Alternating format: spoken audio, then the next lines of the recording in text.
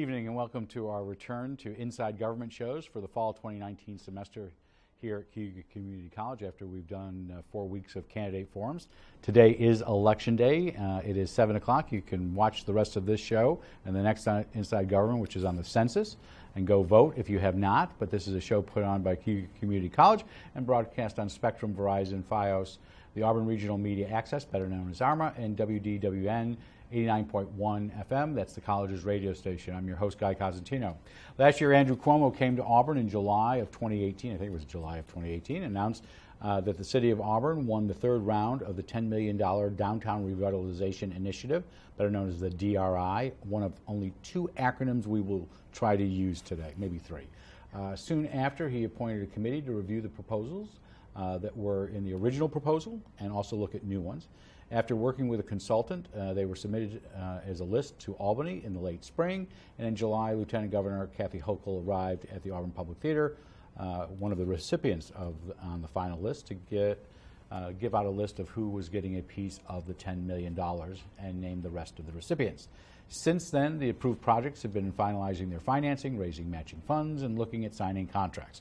We have in the studio with us TRACY VERRIER, who is the Executive Director of the Cayuga County Chamber of Commerce and the Cayuga Economic Development Agency. The other acronym we'll use, CEDA, and CHRISTINA, the city's Director of Capital Projects and Programs and Grants, to get an update on where the DRI projects stand right now, and some other projects are going on in the city, and we'll also talk about your budget because that was in the news this morning. So welcome, ladies. Welcome back. Thank you since you've for both done. So first of all, again, congratulations. Great work. You both were knee-deep in this process from the first round all the way through. So, so has there been any relief at this stage? Because now that you've gone from what was more than $10 million to just, I did the math, I hope, looks about 9.739 was awarded by the Lieutenant Governor. Some of that goes to, the above number goes to consultants and other things. We'll get into that. Are you relieved now? Or is the work just still pumping along? You know, we're in a lull at the moment, but so since April, that's when the strategic plan was submitted to the state, and actually the public has access to it. It's a 266-page document for anyone that really wants to read more about the Downtown Revitalization Initiative program, the work that was done through the local planning committee, where we do want to thank them again for their volunteer and time that they spent from meetings in September through March, meeting with community members and sifting through projects that were submitted to be considered for the funding. So at this point, as you said, in July, Kathy Hochul was here and announced funding for 13 of the 18 projects that were submitted in April to the state, and of those, 2 of the city projects were funded. So that is our public safety building project, and then a public park space on State Street. Then 7 not-for-profits were funded. That includes a joint effort between the Schweinfurth Art Center and Cayuga Museum for sort of a campus-style improvement. Then we're going to be looking at a peer recovery center for Nick's Ride for Friends. I got them all. We're going to go through them all dollar by dollar. Yeah, okay, okay, all right. So yes, and then we have 3 for-profit projects that were funded, and then CEDA is going to play a role as well, and they're going to be the ones receiving the $600,000 to. So that's the small project grant fund. Yes. Now, is that in all of the GRIs? Did the state mandate this? Is this something that they wanted to have as a revolving fund? Yeah. So they've put some structure around what they allow communities to request for a revolving fund, and then many communities have requested it and been awarded, but each revolving fund might look a little bit different. Some might be focused on arts, whereas others might be focused on building renovation. Ours is a little bit of a mix of things. So I think many of the communities have had a revolving fund come out of the DRI, but it is certainly not a mandated piece. So you mentioned 2 of them. Let's just get them off the table because we can deal with them, and at least 8 people who've been here over the last 4 weeks have exhausted them to death. One is the fire station at Seminary. Yes. So that's 1.2. That's the shared public services facility. Correct. County might be participating in Yes. that. The rest of that money comes from some other grants that your office has already secured. Yes. And that's underway, correct? Yes. So we have $2 million from actually New York State Department of Environmental Conservation, and that is to encourage communities to relocate essential facilities out of potential inundation zone or floodplains. So relocating the fire station out of its current location on Market Street to higher ground. So the other one basically. is the State Street Event Plaza, and that's $1 million. Yep. So 1.2 for public service facility, Mm-hmm. 1 million. This is better known as the Calitz property. It's across from your office, Right. 2 State Yep. Street. What is going on there? At the moment, we're taking the design that was vetted with the community and working towards construction documents. And hopefully, if everything goes to plan with getting the grant agreement from the state, maybe we can be into construction next year. So obviously there's been litigation on that in the past. Are you seeking an agreement with the property owner? So the city is. So we're currently in negotiations with working with the adjacent property owners in making sure that they're comfortable with the park plans and just ensuring that things can move ahead and move smoothly. And if they don't For sign construction. off, will you not do the project? We're Or are not you to not that, there? We're not to that point yet. So the reason I asked this because Yep. there's a lot of projects, there's a lot of great projects here. Yes. But like everything, the world changes, Mm-hmm. and some things just maybe it's financing, maybe it's raising funds, Yeah. and we'll get to that. In a second. What happens if you don't of the $9.7 million plus that's out there?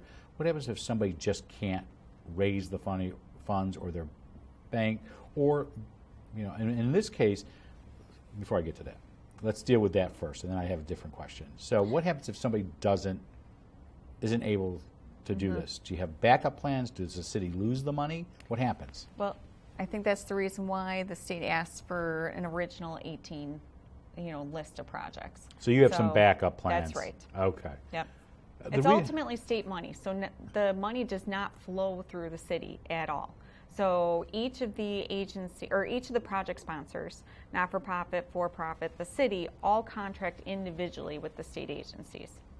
So the city will only ever see, the 2.2 million through Department of State, and then we won't see how things are going with the other project sponsors. So with this planning process, was the city or CETA out of any money? I know you both gave hundreds of hours to this, but were you out of any cash? Did the city or CETA have to contribute? No, which was nice. So the state covered all those consultant costs. Okay. I'm pretty sure, right, CETA So that's didn't. why you see the 9.7 is the remainder went towards that planning process. So just on that planning process, so Albany said you had to have a consultant.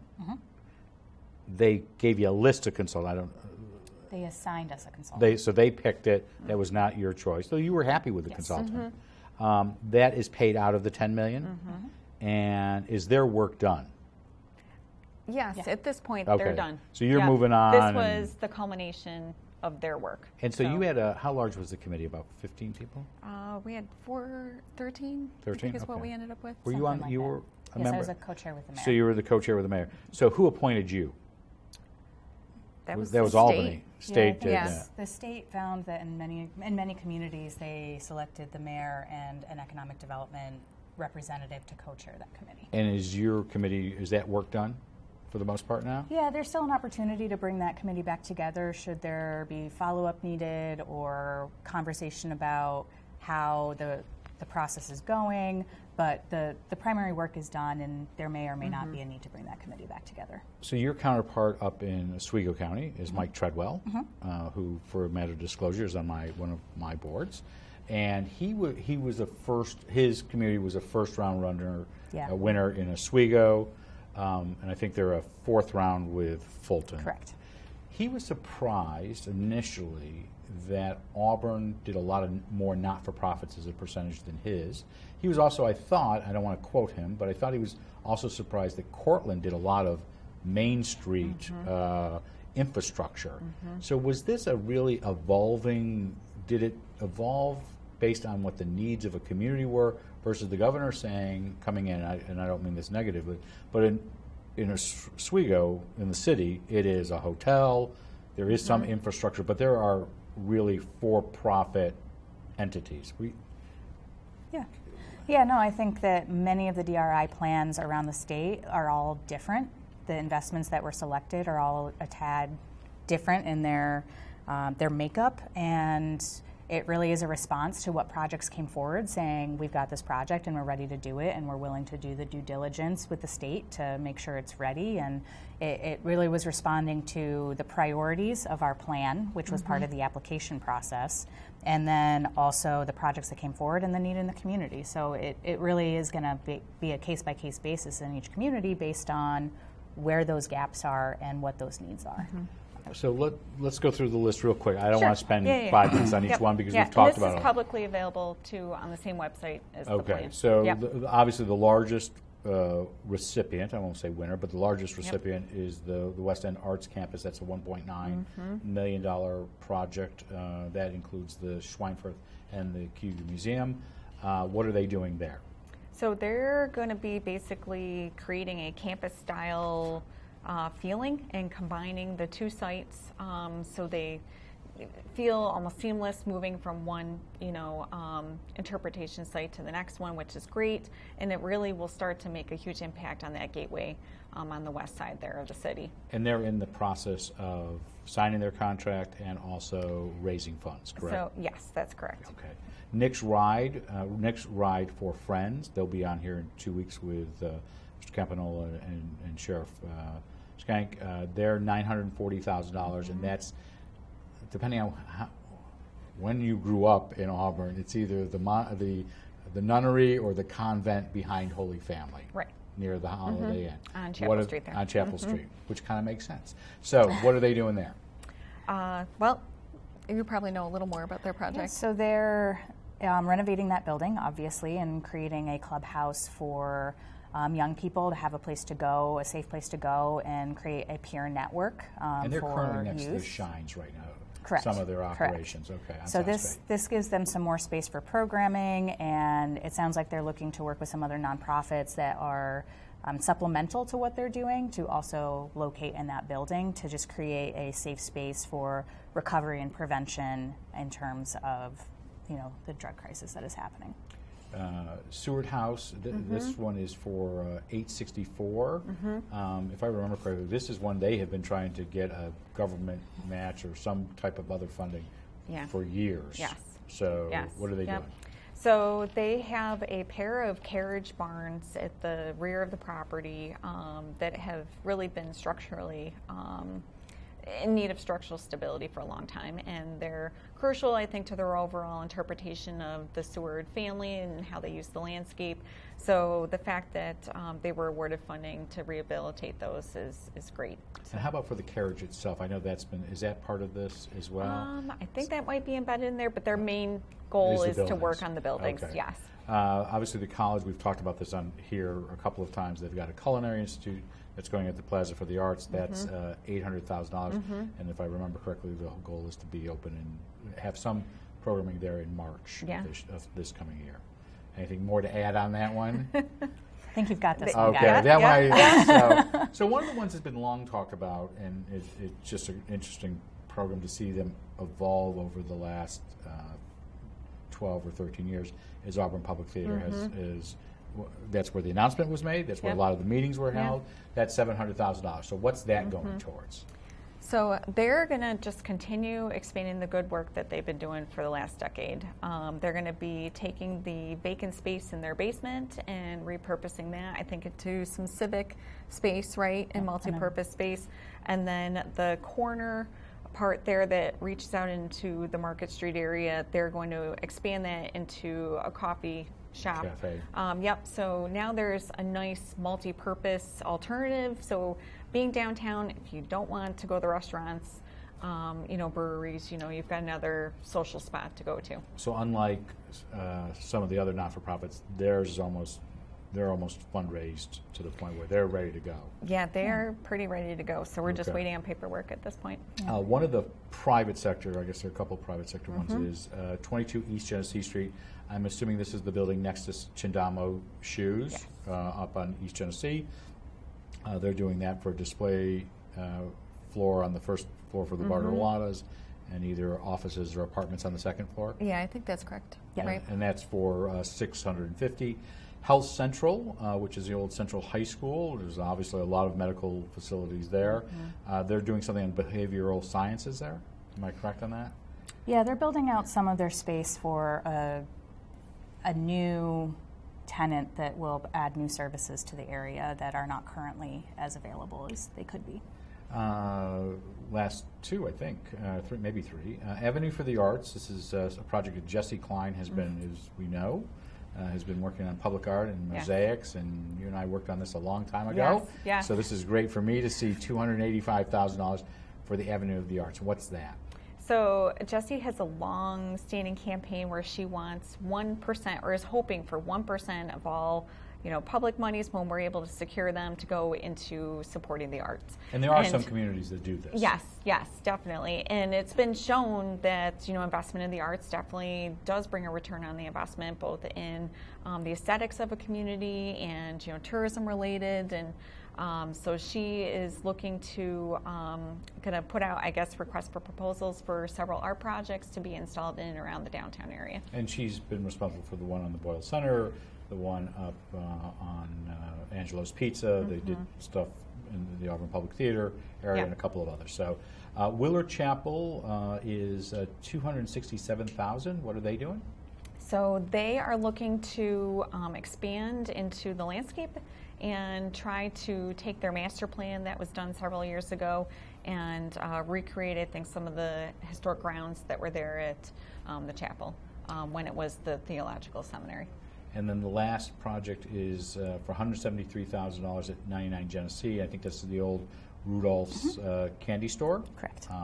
Well before my time. What are the Schultzes doing there? So the plan there is to do a mixed-use development. It's one of those buildings that's old and needs a lot of work to Had make needed it work for useful, decades. especially the upper stories.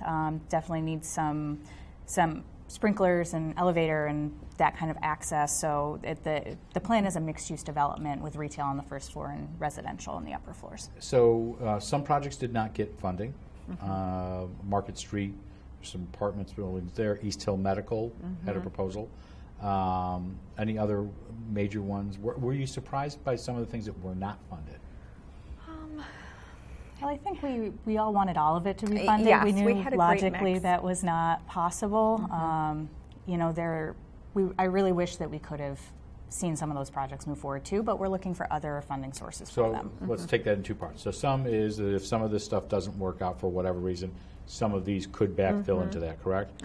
You can seek other funds. So they're not eliminated from state and federal funding No. for other projects. There's the Regional Economic Development Council. That's my third and only, a Red C acronym. Those are annual submissions. Is anybody in the group or was it so late in the process when you heard from the Lieutenant Governor that you couldn't get it in for 2018? I think the day that it was announced was literally the day before, maybe. I think it was. Yeah, For some Red reason, I C thought it was The day applications before, were due. the day after. Yeah, Yes. it was that week. So Yeah. it was a struggle. So they might be in 2019. Right. And there's other state agency funding, not just CFAs. I mean, not all of the state agencies are in the Consolidated Funding Application Program. So, I really hope and encourage that, those project sponsors are still continuing to look for aid. And you co-chair that for Cayuga County? The Red Red Sea? Sea. Or Red Sea I'm not a co-chair, but I am on the council. on the council. Yes. When will those be announced? So we are expecting that the 2019 round will be announced in December. It's usually early to mid-December those announcements come out. Okay. So not everybody has contracts signed. Do any of them have contracts signed? I of the don't ones? believe anyone's been given their contract yet. Oh, So okay. my understanding is the state I talked to agencies. one of them, and they were talking about signing. They've the all contract. been I assume they had assigned it. a state agency. So there's three main ones. So Homes and Community Renewal, and they will primarily work with our not-for-profit and those that have a historic kind of background to their projects. Department of State will work with the city, and then the Public Arts, and then the remaining are working with Empire State Development.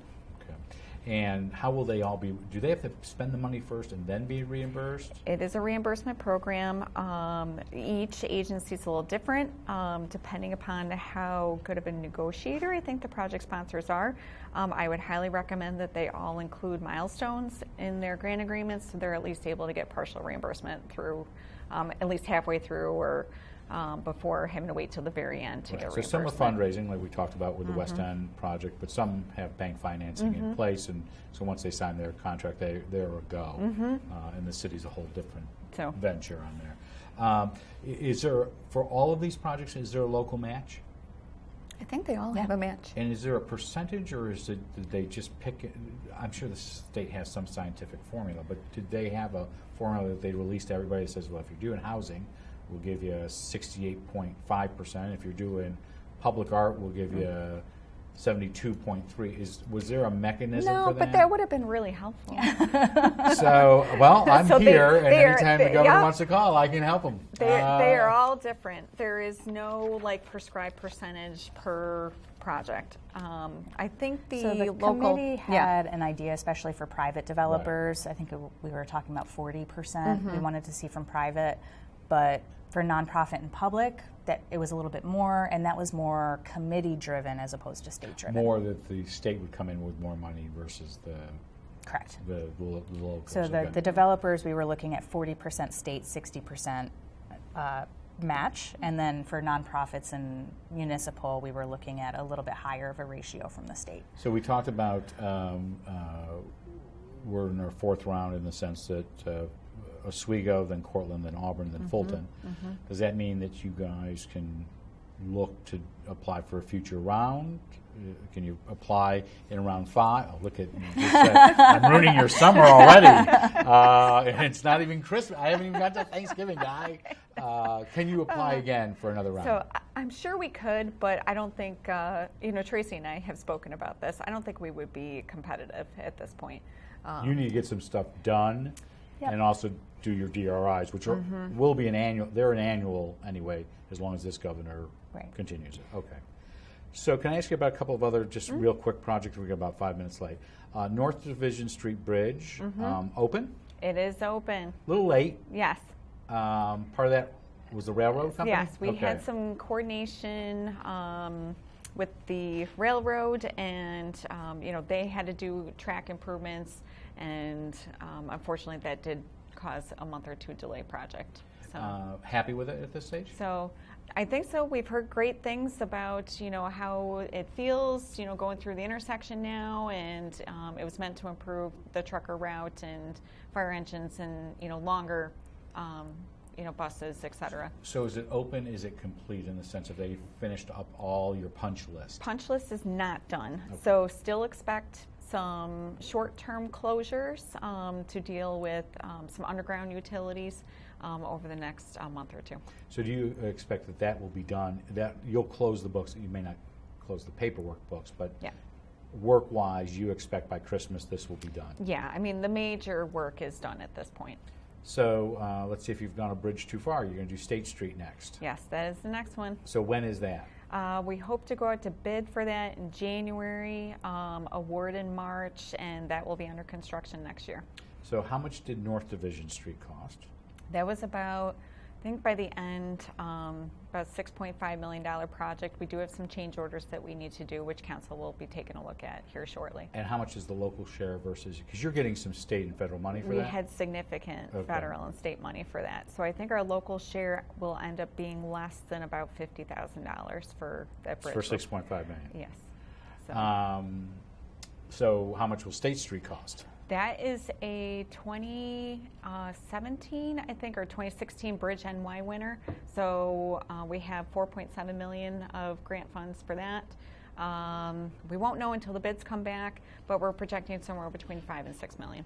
And wasn't that done within the last 20 years? I thought they did some massive work on that bridge 15 years ago. There was work, the city did work on North Street Bridge recently. No, this within was the before last 20. this, before you joined the city. Okay, okay. I was just curious. Yeah. So the reason I ask about these, in a sense that Washington or Albany are picking up a big chunk of these, correct?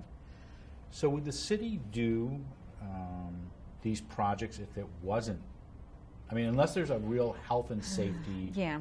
issue? Yeah, if they were flagged, by DOT and there were major issues with And we know the standard country safety. has a C Yes. on infrastructure. Yes. Is it so critical? Because I know there's an hour and 20 minutes left in the polls. I don't think this is going to change anybody's vote, so I will say this. Yeah. There was a lot of talk about, well, maybe we should just do it locally and then back in parking and all that. Can you not leave that money? Can you leave money on the table as a government official, whether it's the downtown or a bridge, where you're looking at those matches? That is a significant commitment from the general fund. Because the 2% we know raises about $150,000. We'll have this conversation at the end of the month with Jeff Darrier. That pays for either, what is it, 100 feet of blacktop or half a police car. You might get a block, out of the summer road program done at that point. But doing, Genesee Street was a, $4.5 to $5 million project. That's all you would do. That would be your one and only project as a municipality for the summer. And when would State Street be done? So, really depends on the long lead time for steel right now. So you hope award in the spring? Yes. Start next year? Yeah, I absolutely definitely start next year. So we're hoping, we have to close Garden Street, so we're thinking a 6-month window for that.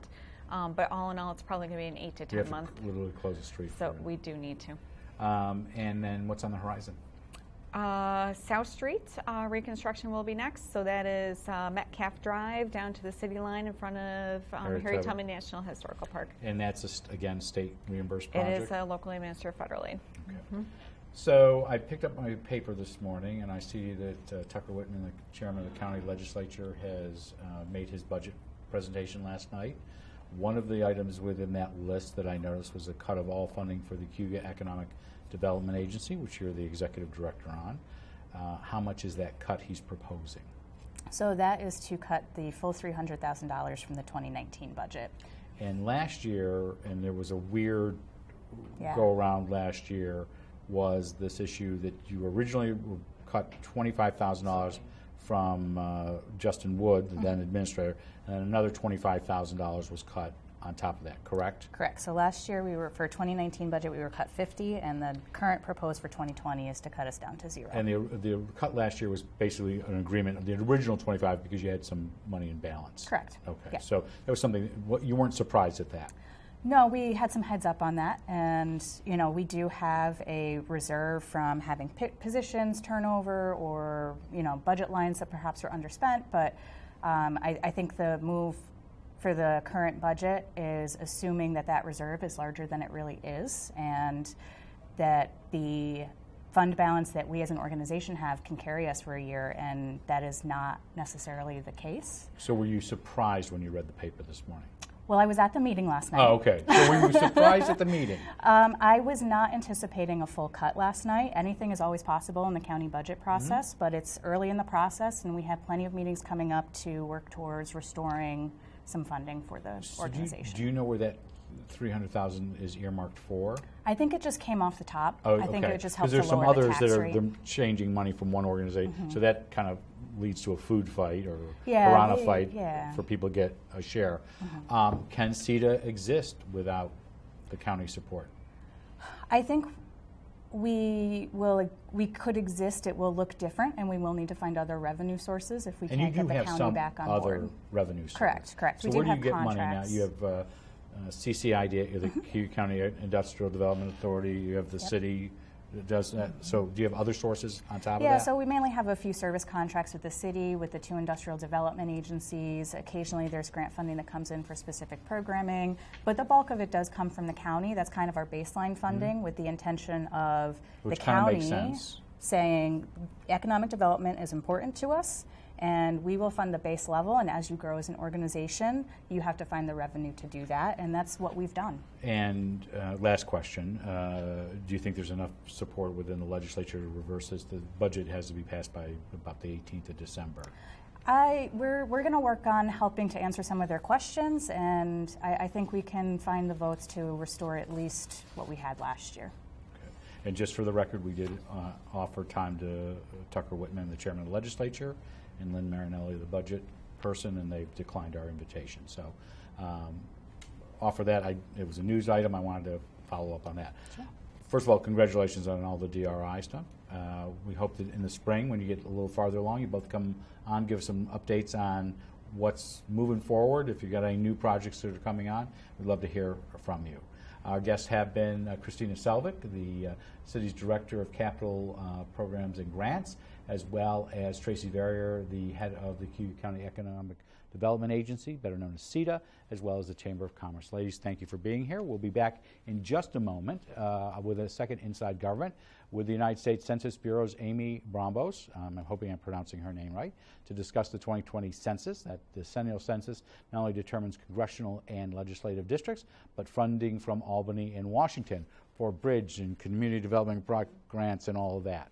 Next Tuesday, Cayuga County Health Department's Kathleen Cuddy and Maxine Kinsella will be here to talk about the Healthy Mom, Healthy Baby, Healthy Community campaign. And a local veterans effort will also be discussed with Dr. Linda Townsend, former Cayuga County Sheriff David Gould, and Vietnam veteran Nick Valenti. Future shows this month include city updates from Mayor Michael D. Quill and City Manager Jeff Dygert, a lake update from Owasco Lake Watershed Management Council Executive Director Dr. Adam Effler, as well as former New York State Senator John DeFrancisco will be discussing his new book, Never Say Never, and a discussion on Nick's Ride that we just have mentioned a couple of times with Cayuga County Sheriff Brian Shank and Joel Campanello, as well as our annual visit at the End by Santa.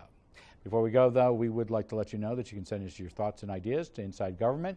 You can email us at cozguytho@aol.com or Inside Government, 141 Dunning Avenue, Auburn, New York, 13021. I'm Guy Cosentino for Cayuga Community College. We want to thank you for watching. Stick around. The census is important.